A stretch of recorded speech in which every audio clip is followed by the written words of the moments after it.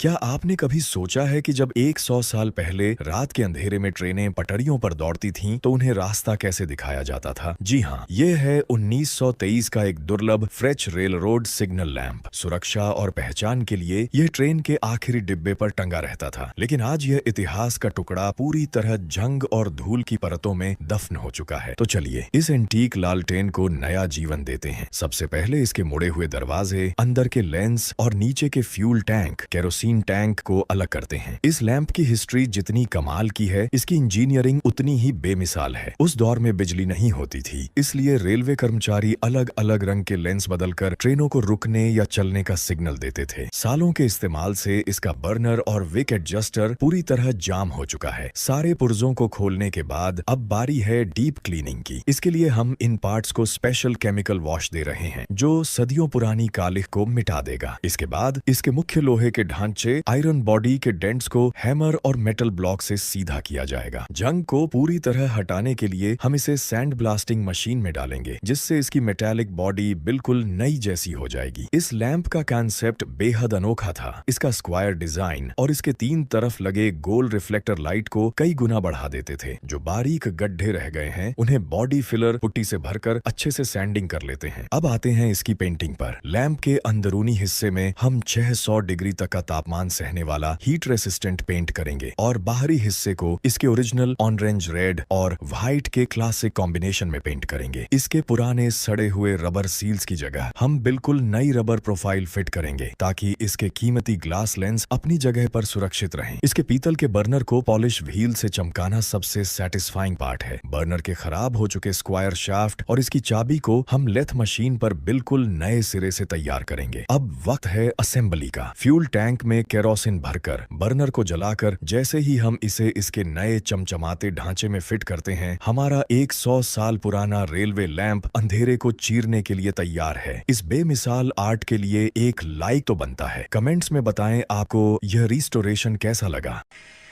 Video कैसी लगी comment करके जरूर बताना।